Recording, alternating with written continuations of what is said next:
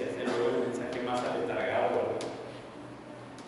Pero pues, ya estoy más despierto, un poquito más. Hoy tenemos Ezequiel. Voy a revisar si le di grabar. Tenemos Ezequiel en la parte del pacto. Hemos visto a Ezequiel como el profeta de la gloria de Dios. Después vimos a Ezequiel como una historia de amor.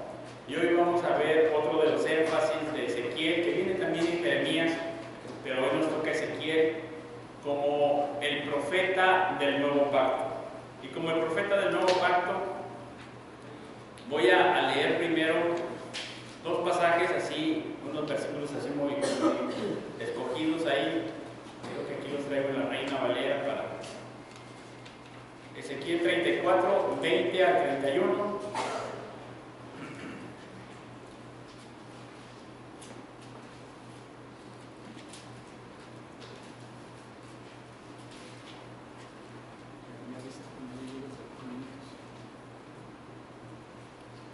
Por tanto, así dice Jehová el Señor: He aquí yo juzgaré entre la oveja engordada y la oveja flaca, por cuanto empujasteis con el costado y con el hombro, y acorneasteis con vuestros cuernos a todas las débiles, hasta que las echasteis y las dispersasteis. Yo salvaré a mis ovejas, y nunca más serán para rapiña, y juzgaré entre oveja y oveja, y levantaré sobre ellas a un pastor, y él las apacentará. A mi siervo David, él las apacentará, y él les será por pastor. Yo Jehová les seré por Dios, y mi siervo David príncipe en medio de ellos. Yo Jehová he hablado, y estableceré con ellos pacto de paz. Y quitaré de la tierra las fieras, y habitarán en el desierto con seguridad, y dormirán en los bosques, y daré bendición a ellas y a los alrededores de mi collado, y haré descender lluvia en su tiempo, lluvias de bendición serán.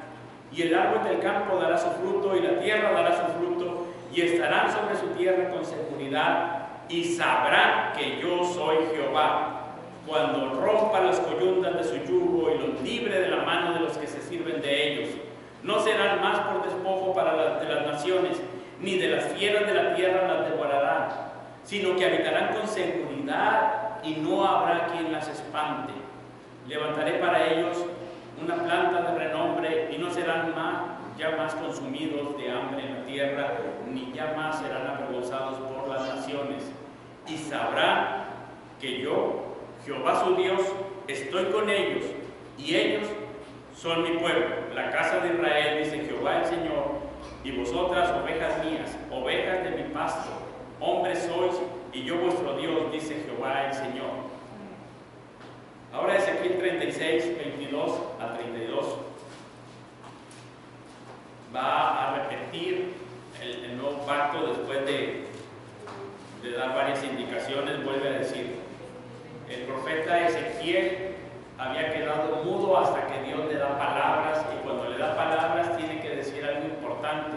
Ellos han visto a un profeta callado por mucho tiempo, y ahora cuando habla dice esto: Por tanto, di a la casa de Israel: Así ha dicho Jehová el Señor, no lo hago por vosotros, oh casa de Israel, sino por causa de mi santo nombre, el cual profanasteis vosotros entre las naciones a donde habéis llegado, y santificaré mi grande nombre, profanado entre las naciones, el cual profanasteis vosotros en medio de ellas, y sabrán las naciones que yo soy Jehová, dice Jehová el Señor, cuando sea santificado en vosotros delante de sus ojos.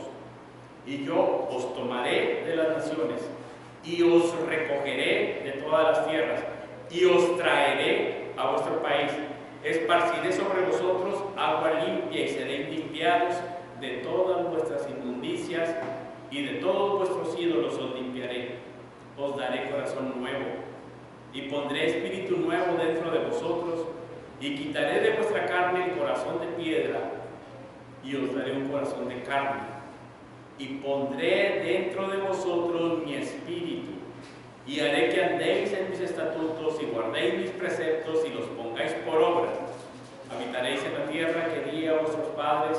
y vosotros me seréis por pueblo, y yo seré a vosotros por Dios, y os guardaré de todas vuestras inmundicias, y llamaré al trigo, y lo multiplicaré, y no os daré hambre, y multiplicaré asimismo el fruto de los árboles, el fruto de los campos, para que nunca más recibáis oprobio de hambre entre las naciones, y os acordaréis de vuestros malos caminos y de vuestras obras que no fueron buenas, y os avergonzaréis de vosotros mismos por vuestras iniquidades, por vuestras abominaciones. No lo hago por vosotros, dice Jehová el Señor, sabedlo bien, avergonzaos y cubríos de confusión por vuestras iniquidades, casa de Israel. Bien, esta es la palabra de Dios. El profeta Ezequiel nos va a hablar de un nuevo pacto. La situación es seria en este momento. El pueblo de Israel va a la cautividad, su templo destruido. Ellos van a estar en la cautividad. Hay 3 deportaciones. Hay situaciones muy críticas para el pueblo. Hubo muerte, hubo mucho dolor, la situación fue amarga al inicio. Después se establecieron ya en Babilonia, pero al inicio la situación fue dura, muy difícil, con mucha muerte, muchas cosas que nadie desearía, ¿verdad? De hambre, peste, fuego, espada, huérfanos y demás. Todo el desastre al inicio fue amargo y lo lloraron, lo sufrieron, pero ahora ellos están pensando que sí. ¿Podemos volver? ¿Cuáles serían los pasos en una situación tan grave?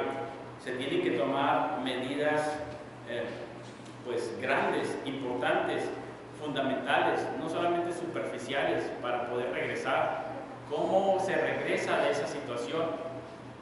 Tal vez algunos digan, hay que levantar un caudillo, alguien que empiece a liderar todo esto, un regreso, ¿verdad?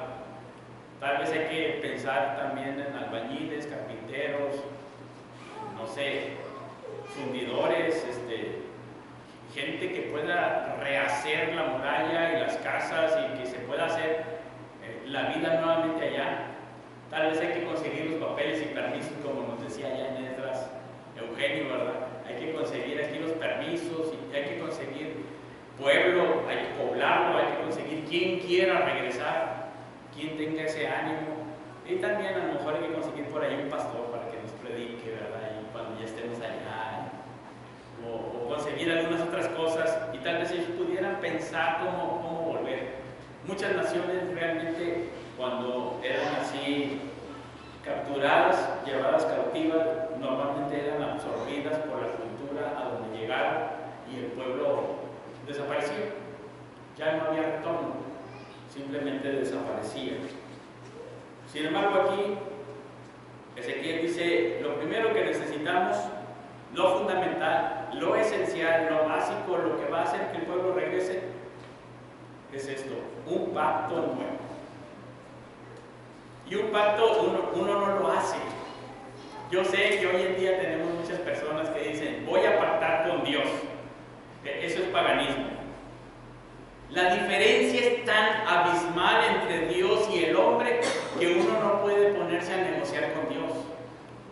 Si Él no hace un pacto de pura gracia con nosotros, nosotros no tenemos ni forma de entrar a negociar con Él. No hay acceso. Eso de decir, yo le doy a Dios tal cosa y Él me da, eso es paganismo. Llegaban hasta el punto de decir, Dios, yo te doy a mi hijo y dame victoria en la guerra. Como aquel libertador, ¿verdad?, que tenemos en las Escrituras, que dijo, Dios, si tú me das la victoria en la guerra, la primera persona que venga a recibirme te la voy a ofrecer. Y era su hija, su única hija, y le lloró mucho, ¿verdad? Eso hacían los paganos. Ni modo, hijo, te toca sacrificarte por la victoria, por el imperio. Está bien, para eso son los hijos, para sacrificarlos. En el paganismo, total, se tendrán más. ¿Sí? Eso no era problema en aquel entonces. Pero aquí es un pacto. En la Biblia los pactos vienen de Dios. El hombre no tiene manera. Y cuando viene de Dios, uno no los puede cambiar. Dios pone las condiciones completamente. Voy a leer aquí una definición de un pacto. Dios se relaciona con el ser humano a través de pactos. Todo lo que vemos en la Biblia y cómo conocemos nosotros a Dios es a través de pactos. Y tenemos el antiguo pacto y el nuevo pacto. Y así es como Dios se relaciona con nosotros y como nosotros lo conocemos. Un pacto es un acto bondadoso y misericordioso de Dios para entrar en relación con nosotros. De otra manera no podríamos. No hay manera más que con un pacto. Un pacto es un acuerdo legal, inalterable y divinamente impuesto entre Dios y el hombre que estipula las condiciones de sus relaciones. Primero es un acuerdo, hay dos partes, Dios y el hombre normalmente, aunque hay por ahí también teológicamente un pacto de redención que es entre la Trinidad. Pero en general en la Biblia vemos los pactos como esa relación entre Dios y el hombre. Es divinamente impuesto. Esto muestra que el hombre nunca puede negociar con Dios o cambiar los términos del pacto.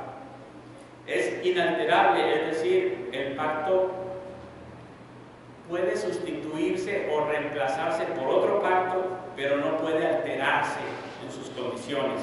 El elemento esencial que tenemos en todos los pactos de la Biblia es la promesa. La promesa, así en singular. Y principalmente la promesa que se va a repetir es: yo seré su Dios y ellos serán mi pueblo. Lo van a ver en Jeremías, lo van a ver en Corintios, lo van a ver en Génesis, lo van a ver por todas partes. Yo seré su Dios y ellos serán mi pueblo. Y hasta el final, cuando Apocalipsis termina, ¿cómo concluye? Dice: ahí están en el reino eterno de Dios y Él será su Dios y ellos serán su pueblo. Eso es, cuando tú leas esta frase, tú dices: ahí está, ahí hay un pacto. Cuando tú ves esta frase es indicativo en la escritura de que ahí hay un pacto. Ahora, aquí hay un nuevo pacto, un pacto de paz, un pacto nuevo porque han quebrado el otro pacto. Y entonces Ezequiel les va a decir: tengo un mensaje de Dios para ustedes, y es un pacto. La vida se ha arruinado por su idolatría, pero Dios va a hacer algo. Y en los pactos normalmente hay en su sustancia una ley o una promesa. Cuando en un pacto hay una ley o un mandamiento, lo que se espera es obediencia. Y cuando en el pacto hay una promesa, lo que se espera es fe. Normalmente cuando hay una ley, se espera que el hombre obedezca y las consecuencias van a recaer sobre el hombre si no obedece. Cuando hay una promesa, Dios hace todo y lo que se espera es que el hombre crea. Y si no se cumple ese pacto, las consecuencias caen sobre Dios. O sea, se cumple porque se cumple, porque cae sobre Dios. Por eso les va a decir: no lo hago por ustedes, lo hago por mi santo nombre. Hebreos va a decir que lo hizo bajo juramento por su propio nombre. No habiendo nadie mayor, juró sobre sí mismo, como diciendo: y que si no se cumple, que me muera yo. Eso jamás va a suceder. Está diciendo Hebreos: este es un mejor pacto, ¿sí? Jamás va a suceder eso. Dios lo va a cumplir porque lo va a cumplir, ¿verdad? Y de nosotros pide fe. Sin embargo, ese pacto de redención, ese nuevo pacto, esto que va a ser cumplido en el Señor Jesucristo, también tiene ciertas obras que cumplir, pero no las vamos a cumplir nosotros, sino Cristo. Sí hay unas obras que se tienen que cumplir, que requieren obediencia total, requieren obediencia perfecta. Requieren obediencia perfecta a la ley moral de Dios. Incluso el Señor Jesucristo se somete a la ley ceremonial y a la ley civil, pero también se somete a ese pacto de redención estipulado antes del principio de los siglos, en la eternidad, donde Él dijo: yo vengo a morir en la cruz, y entonces nos dice que es obediente hasta la muerte, y muerte de cruz. En ese pacto eterno, el pacto de redención, Él dice: yo voy a encarnarme y a dar mi vida por ellos. El Espíritu Santo se compromete a estar sobre el Señor y viene inmediatamente como una paloma y le está empoderando todo el tiempo, y luego hace otras cosas el Espíritu Santo con nosotros cuando lo envía para estar en nuestras vidas, que aquí el pacto dice que lo va a mandar para que habite dentro de nosotros. Y Dios el Padre da al Hijo, lo envía, porque de tal manera amó Dios al Padre que dio a su Hijo. Ellos ya lo habían acordado desde la eternidad. A esto normalmente los teólogos le llaman el pacto de redención o el pacto eterno. Ustedes lo van a ver en las Escrituras, que dice: en la esperanza de la vida eterna, la cual Dios, que no miente, prometió desde antes del principio de los siglos. ¿A quién se lo prometió? Entre ellos, entre la Trinidad, ahí hubo un pacto. Igual dice 1 Timoteo, capítulo 1, ustedes lo van a buscar, y va a decir algo así de que desde antes del principio de los siglos, Él ya lo había planeado en la Trinidad, ese pacto eterno, ese pacto de redención, pero que a su debido tiempo lo manifestó en Jesucristo, y ahí dice que sacó a la luz la vida y la inmortalidad por el Evangelio, ya en el tiempo y el espacio. De tal manera que tenemos un pacto eterno, es algo que Dios se propuso en sí mismo en la Trinidad, en el principio allá cuando nosotros no estábamos, pero ese pacto eterno se hace efectivo en el tiempo y la historia, y se desarrolla a través del tiempo en estos pactos que nosotros tenemos en la Biblia. A eso le llamamos pacto de gracia, un pacto de gracia. Así que, para que nos quede un poquito más claro, yo creo que pudiéramos leer Romanos, capítulo 5. Lutero decía: esta es una epístola que todos los creyentes deben de memorizar palabra por palabra y amarla de todo corazón y leerla cada día un poquito, como si fuera el pan nuestro de cada día, y cada vez que va a saber más sabroso. Eso decía Lutero, ya ven cómo era él. Así que vamos a dar un bocadillo de pan en Romanos 5.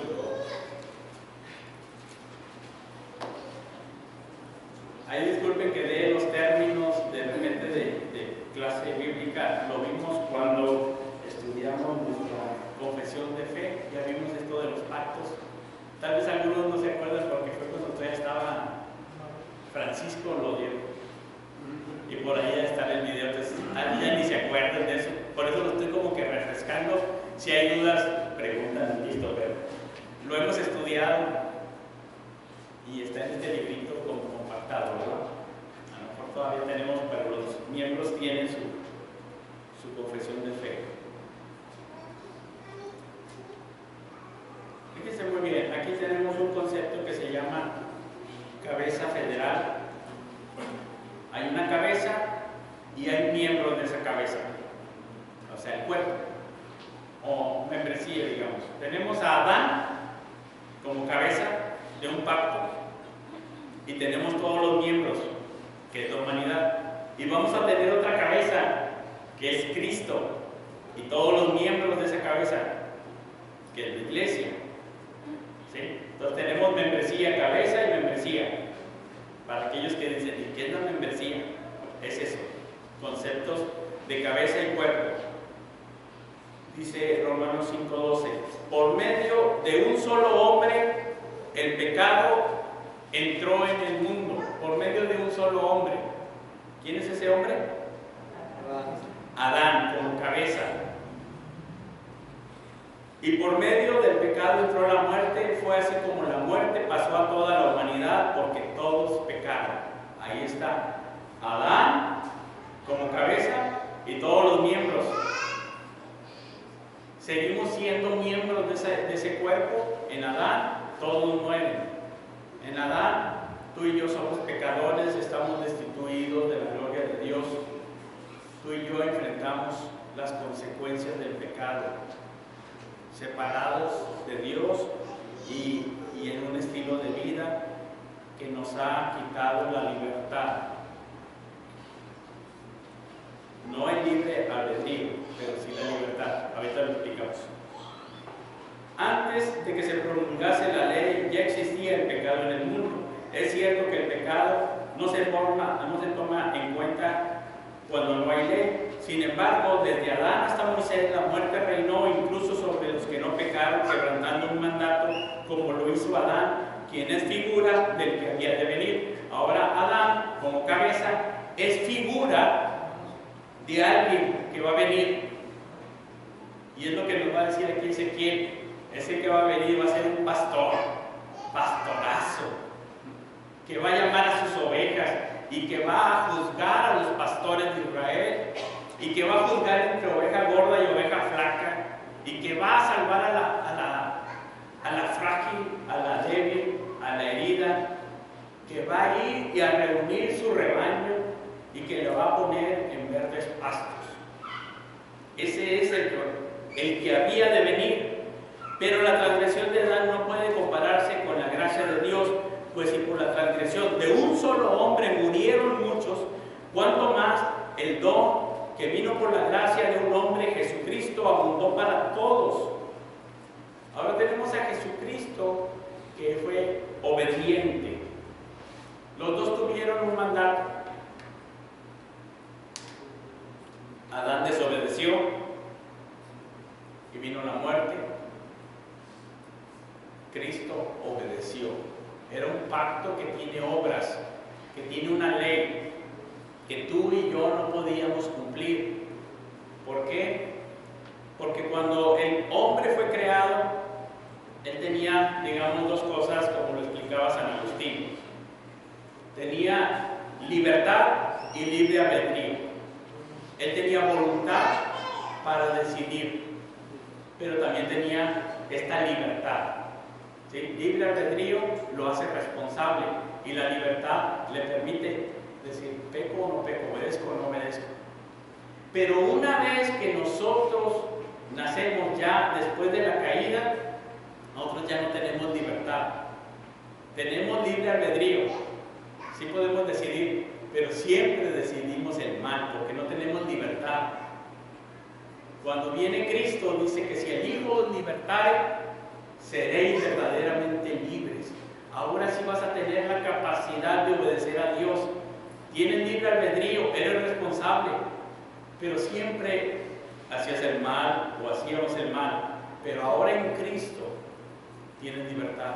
Si el Hijo os libertare, seréis verdaderamente libres. Ahora tu libre albedrío puede ahora sí obedecer a Dios. Ya tienes, eres responsable, pero ahora ya tienes una nueva facultad. Somos verdaderamente libres en Cristo. Y eso es lo que dice el nuevo pacto. Dice, yo les voy a quitar el yugo y ya no van a ser esclavos. Pero no esclavos de Babilonia, no esclavos de Asiria o de Egipto, de Roma o de Grecia. Esclavos del pecado, va a decir el apóstol Pablo. Esclavos, esclavitud la del pecado. Esa es esclavitud. Una esclavitud demandante que no nos permitía obedecer a Dios. Y dice este nuevo pacto, yo les voy a quitar el yugo y los voy a hacer verdaderamente libres. Porque ¿de qué servía que regresaran a la tierra prometida si su corazón todavía era esclavo?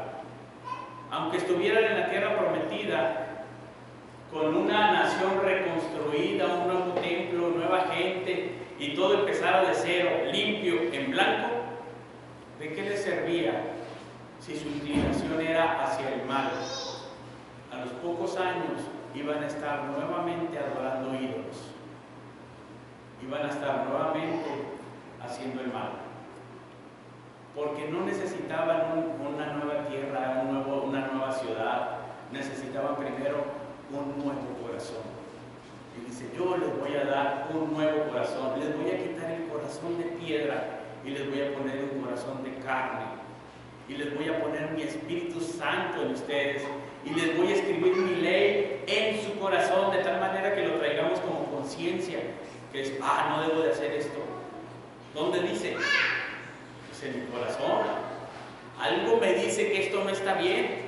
¿Quién te lo dice? Pues está ahí escrito en mi corazón.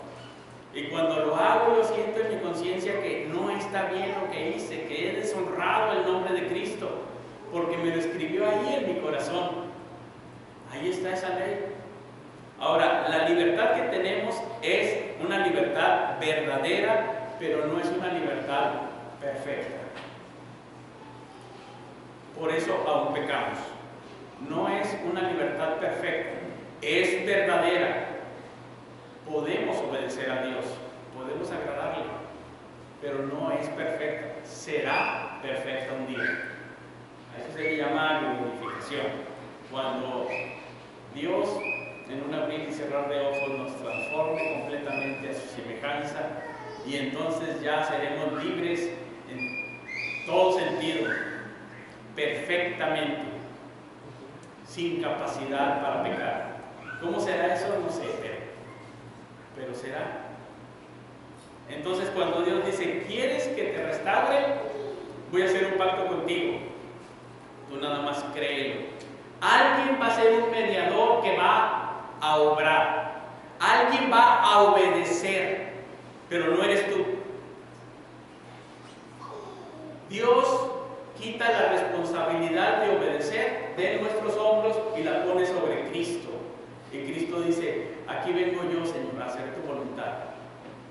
Como está escrito en el rollo del libro acerca de mí. Aquí estoy yo. Y Él lo hace. Y cuando nosotros entramos en este nuevo pacto, no solamente nos limpia, sino que nos pone la obediencia de Cristo, su justicia en nosotros, y ahora nosotros andamos aceptos, amados, bendecidos en Cristo. Nuestra vida ahora está en Cristo, con toda bendición espiritual, con toda bendición en nuestras vidas. Entra en vigor ese pacto de gracia, ese nuevo pacto, y nuestra condición es tener fe en la obra de redención de Cristo Jesús, de tal manera que el justo por la fe vivirá. Ahora hay alguien que ya hizo todo lo necesario. La pregunta es, ¿dónde estamos? ¿Dónde estás? ¿Estás en Adán o estás en Cristo? Hay dos cabezas. ¿De dónde eres miembro? ¿De Adán o de Cristo? Si estás en Adán, estás bajo condenación. Estás como Adán, escondido tras los arbustos, avergonzado, escondiéndote y diciendo, y ahora ya no me llevo ni bien con mi esposa ni con Dios, y ya no sé ni qué hacer, y taparse con una fatiguera, y oigo la voz de Dios y me escondo, huyo, temeroso, angustiado. O estoy en Cristo como un hijo justo, sin jactancia, porque no es justo por mis obras, sino por la obediencia de Cristo, aceptado, adoptado en Cristo, con una nueva vida, con bendiciones como las que dice aquí el pasaje. Vas a habitar seguro y vas a dormir tranquilo. ¿Qué tal? Digo, uno pone cerrojos y alarmas y sensores por todos lados, y aún así no duerme seguro. Dice, van a dormir seguros en la ciudad y en el campo, donde estén. Además les voy a enviar lluvias de bendición. Será una fuente de bendición. Da la idea de que hay como que agua brotando del suelo y agua cayendo del cielo, ¿verdad? Como que la bendición viene por todas partes. No sé qué significa eso, pero se oye bien, ¿no? Que no vas a tener el alma seca, porque dijo que aquel que cree en Él, de su interior correrán ríos de agua viva, un agua de manantial, una vida nueva que surge, y entonces tu vida no es seca, tu vida no está agotada, está bendecida. Y además dice, siempre hay dos partes en los pactos del Señor, ustedes los van a observar a través de toda la historia, desde el pacto con Adán y recorriendo con Noé, con Abraham, con Moisés, con David y hasta el nuevo pacto. Ustedes van a ver que hay una progresión. Estoy haciendo al revés, ¿verdad? Esto es difícil para mí. Con Adán y con Noé, con Abraham, con Moisés, y el nuevo pacto que viene en Cristo, es así me dice que lo haga correcto. Esta progresión ustedes la van a ver, siempre va a incluir los pactos a la creación. No lo traigo ahorita aquí para presentárselos, pero siempre hay como si fuera un evangelio de la creación, las buenas nuevas de la creación. Siempre, ustedes van a ver que cuando Dios salva, los árboles del campo dan fruto, todo reverdece, las cosechas se dan, se le voy a llamar al trigo. Los árboles del campo van a dar sus frutos. La creación sufre por el pecado del hombre, pero la creación es restaurada con la salvación que se manifiesta en estos pactos de Dios, de tal manera que allá en Romanos dice que la creación misma gime, queriendo que los hombres ya sean libres, esa libertad gloriosa, que ya hagan lo bueno, que ya se porten bien, por favor. Entonces la creación dice que está esperando eso, pues ya está tardando. Yo estoy esperando esa libertad gloriosa de los hijos de Dios y está sufriendo, gime, también el ser humano gime y el Espíritu Santo, y nosotros como iglesia nos unimos a ese mismo gemir, a ese mismo de sufrir con los que sufren, sabiendo que necesitan el Evangelio. Nosotros podemos pensar que nosotros somos Ezequiel y que vamos a decirle a algún familiar o amigo, pariente, una buena noticia, porque está enfrascado en momentos serios, difíciles, complicados, amargos tal vez. Y si le queremos ayudar, le podemos decir, mira, haz esto, te va a mejorar el dinero, haz esto, te va a mejorar las relaciones interpersonales, haz algo de albañilería, pintura, madera. Pero si queremos realmente ir a la esencia, tenemos que decirle lo que necesitas realmente es el nuevo pacto. Lo que necesitas en realidad es la salvación que viene en Jesucristo. Él realizó ya todo en la cruz del Calvario, y lo que tú tienes que hacer es creer en Él, depositar toda tu confianza en Jesucristo, y entrarás a ese nuevo pacto. Si queremos ayudarle, tenemos que ser como Ezequiel, que es aquí como el atalaya.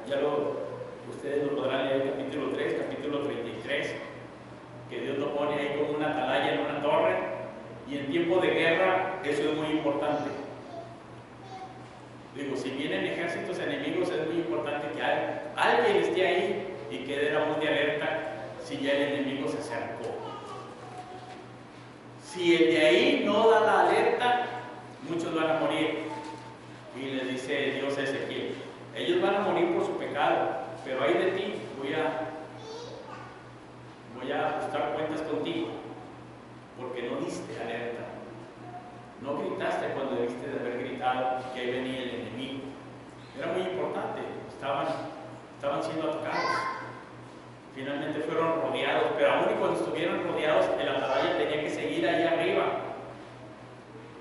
porque de repente atacaban de noche. Qué traicioneros, ¿verdad? O atacaban antes del desayuno y oye, estamos ocupados. Entonces no sabías cuándo iban a atacar. Estos van a comer a tal hora hacen cambio de guardia, a tal hora salen al baño, y los atacaban. Eso es traición, ¿verdad? O el día de reposo. Oye, nosotros tenemos día de reposo, nos atacas el día de reposo. No se vale, ¿verdad?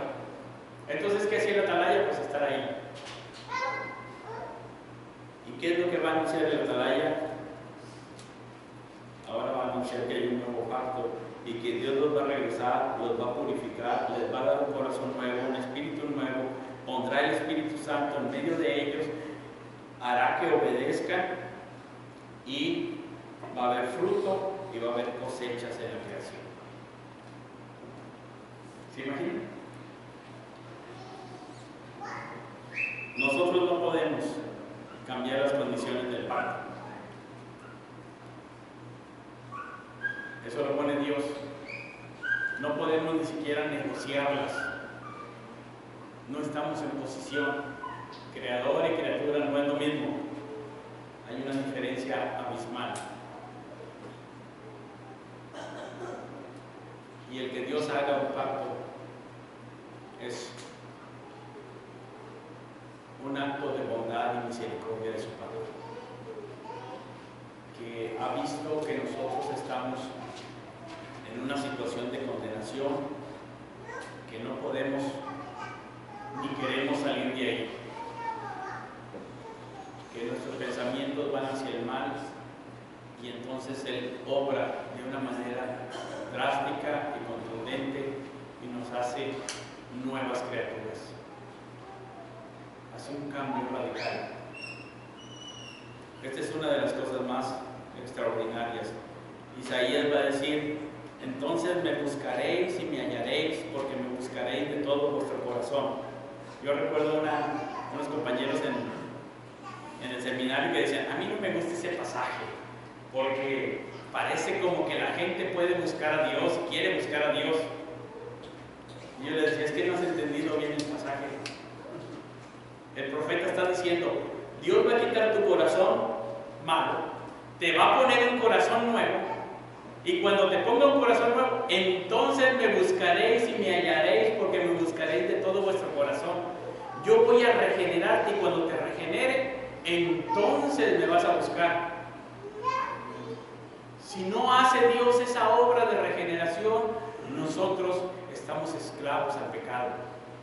Efesios va a decir que estamos muertos. Es decir, decía San Agustín, no tenemos libertad. Sí tenemos libre albedrío, y por eso somos responsables y vamos a ser castigados. Somos responsables de nuestra maldad, tenemos libre albedrío, pero no tenemos libertad. Y el Hijo nos liberta, nos saca de la cárcel. Dice allá en Lucas, ¿verdad? El Señor está sobre mí, su Espíritu Santo vino sobre mí, y estoy aquí para cumplir el nuevo pacto. ¿Y qué dice? He venido a dar libertad a los cautivos, voy a darle vista a los ciegos. Físicamente hizo eso, pero está hablando espiritualmente, una transformación de tal manera que éramos ciegos y ahora vemos, estábamos esclavos y ahora somos libres. Y ellos decían: pero si nunca hemos sido esclavos. Pues no ves las cadenas que traes, eres hijo de tu padre el diablo. Pero no, nosotros somos hijos de Abraham. Pues Abraham creyó en mí. Este es el cambio. Efesios capítulo 2 nos va a decir cómo nosotros como gentiles éramos, creo que 2:12, cuando éramos gentiles, dice, éramos ajenos. Dice: recuerden que en ese entonces ustedes estaban separados de Cristo, excluidos de la ciudadanía de Israel y ajenos a los pactos de la promesa. Hay una promesa, hay muchos pactos. Ustedes van a ver en la Biblia muchos pactos, pero todos van con una promesa. ¿Sí? Desde Adán y Eva, le llaman el pacto de obras, ¿sí? Porque tenían que obedecer una ley, ¿verdad? Desde Adán y Eva, Dios les da la promesa y les dice: va a venir un hijo de la mujer que va a golpear en la cabeza a la serpiente, y ese va a regresar las cosas a su lugar. Y la mujer tuvo un hijo y le llamó Caín. Dice: este es el que va a golpear a la serpiente. Y no, era hijo de la serpiente y golpeó a su hermano en la cabeza. Y las cosas se complicaron. Y siempre van a ver que en todo el desarrollo del pacto de gracia, entonces tenemos el pacto de obras, luego le llamamos el pacto de gracia, que están cumpliendo en la historia lo que es el pacto de redención que está en la eternidad. ¿Sí? Entonces los clasifican en tres partes: el pacto de obras. Oseas dice al pueblo de Israel: ustedes son como Adán, que quebrantó el pacto. En Génesis no dice que es un pacto, en Oseas sí dice quebrantó el pacto, y también el apóstol Pablo va a decir en Romanos 5 que él es una cabeza federal como de un pacto. Y dice, él quebrantó el pacto, y entonces viene la promesa y va a ser un hijo de la mujer. Con Noé le va a decir, va a ser un hijo de Noé. Con Abraham va a decir, va a ser la simiente de Abraham. Ya de todas maneras se va poniendo un perfil de quién va a ser precisamente el que va a traer la restauración a la humanidad.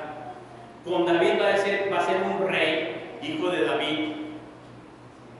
Y aquí en Ezequiel nos va a decir, va a ser un pastor, que va a ser hijo de David, y que se va a traer ahora sí el cumplimiento de la promesa. Se va desarrollando a través de toda la historia de la Biblia esta historia de redención que va a culminar en Jesucristo, y cuando llegue a los evangelios, los 4 evangelistas se van a encargar de hacernos ver que Él es el que cumple la promesa. Él es el hijo de la mujer, Él es el hijo de Noé, Él es la simiente de Abraham, Él es el hijo de David, Él es el que cumple el nuevo pacto, Él es el buen pastor del que habló Ezequiel, Él es el que va a cumplir todo esto, y lo va a decir en diferentes formas. Lo hemos visto principalmente en el Evangelio de Mateo, cuando estudiamos Mateo. Pero ahí viene entonces Jesucristo, dice, aquí se inaugura, y va a la cruz del Calvario, y antes de ir a la cruz del Calvario, les dice, aquí está la sangre del pacto. Y los reúne en el aposento alto, y les dice, coman, esto es mi cuerpo, que por vosotros es partido. Beban, esta es mi sangre, sangre del pacto, derramada por vosotros para perdón de pecados. Eso que estaban esperando se va a cumplir en mí, en la cruz del Calvario, al dar la vida y cargar por todos nuestros pecados, ser obediente hasta la muerte y resucitar al tercer día, ascender al cielo y asegurar para nosotros una salvación tan grande, sellada con un pacto que nosotros recordamos cada mes tomando la Santa Cena, un pacto que nosotros celebramos cuando nos convertimos a Cristo y lo anunciamos en el bautismo, y ahí decimos, sí, yo soy del nuevo pacto.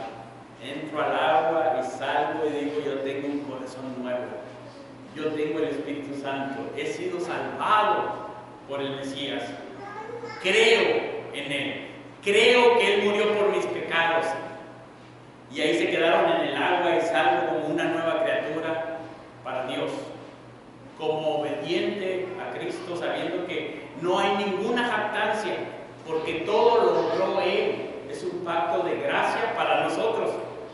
Él fue el que obró, Él fue el que fue obediente hasta la muerte, y por Él yo soy bendecido, soy introducido en la iglesia local, y Él es la cabeza. Ya no es Adán mi cabeza, es Cristo la cabeza de la iglesia, y en Cristo somos bendecidos con toda bendición espiritual en los lugares celestiales. En Cristo tenemos todo lo necesario para la vida y la piedad. En Cristo tenemos también el Espíritu Santo de la promesa, su sabiduría, su guía, su consuelo. En Cristo la vida fructifica a nuestro alrededor. En Cristo la cosecha se da, los árboles fructifican, vivimos un estilo de vida diferente, porque sabemos que estamos siendo guardados, protegidos y bendecidos por Dios. ¿No les sorprende? ¿No les sorprende que el hombre haya perder todo y luego Dios venga y diga, ¿sabes qué? Un nuevo pacto. Pero Señor, yo ya eché a perder todo, arruiné las cosas en mi vida. No, borrón y cuenta nueva, un nuevo pacto en Cristo. Pero Señor, es que yo ni puedo, ni merezco, ni soy digno. Es gracia. Y en Jesucristo nos es dada su dignidad. No por nosotros, sino por su santo nombre. Es como si dijera, y si no, me muero. Si no te cumplo todo lo que te dije, me muero. Pruébame a ver si es cierto. Cree en la obra de Jesucristo en la cruz del Calvario. Él ya lo hizo todo ahí y es lo que vamos a celebrar en esta semana. La obra de Cristo de pura gracia, de puro amor. Él, como el Adán, el nuevo Adán, el Adán escatológico que ha cumplido con toda fidelidad, realmente al pie de la letra toda la ley, pero con todo su corazón. No solamente bien hecho, sino hecho de corazón. Un intercesor, un intermediario para el pacto, así nos convenía. No hay otro, solamente Jesucristo hombre, verdadero Dios, verdadero hombre. Cantábamos la semana pasada, ¿quién es el Rey de Gloria que me lo ofrece hoy? Jesucristo, Hijo de hombre, Hijo de Dios. Jesucristo, su nombre es Jesucristo. Ese es el nuevo pacto. Sorprendente, ¿no? Se lo dio Ezequiel a ese pueblo, pero nosotros lo leemos hoy en día y decimos, extraordinario, un pacto de paz, habitar seguro, dormir tranquilo, lluvias de bendición que no sé ni hasta dónde alcancen, pero a mí me encanta ese concepto de lluvia de bendición. Que no parece ser algo como un chimichimi, algo poquitero. Sí. No parece ser algo todo el Señor, sino una bendición tan grande en nuestra salvación. Ese es Ezequiel, el profeta del nuevo pacto. Esto nos debe de llevar a vivir una vida con seguridad, con confianza, con esperanza, con consuelo, a tener fuerza para vivir, y nos lleva a vivir también en santidad y consagración al Señor y poder decir, ahora sí Señor, yo de todo corazón quiero servirte, no porque nazca de mí, sino porque tú me regeneraste, pusiste en mí tu Santo Espíritu, escribiste en mí tu ley, que ahora yo te amo. San Agustín decía, has taladrado, Señor, mi corazón con tu palabra y te amo. Sí, estaba de piedra, has taladrado mi corazón con tu palabra y te amo. Un nuevo pacto de gracia por la bondad de nuestro buen Dios y Salvador. Vamos a orar. Padre, gracias te damos, porque tú eres bueno y en tu pacto te conocemos como un Dios glorioso, misericordioso, compasivo. Y Señor, te damos gracias por la obra de Jesucristo en la cruz del Calvario, porque ahí llevó todos mis pecados y quitó esta separación y nos reconcilió contigo y nos hizo nuevas criaturas, nos hizo tus hijos. Y Señor, cómo disfrutamos ser parte de tu familia, de tu pueblo.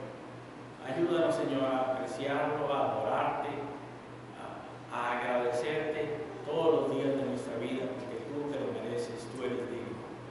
Y que cuando vengan los momentos en que flaquee nuestra fe, que podamos nuevamente ver hacia el nuevo pacto, que podamos tomar el pan y la copa y reafirmar nuestra fe, sabiendo que la sangre de tu Hijo Jesucristo nos limpia de todo pecado y nos asegura una salvación tan grande. Señor, ayúdanos a amarte de todo corazón. Que Señor, tú hagas tu obra en cada uno de nosotros.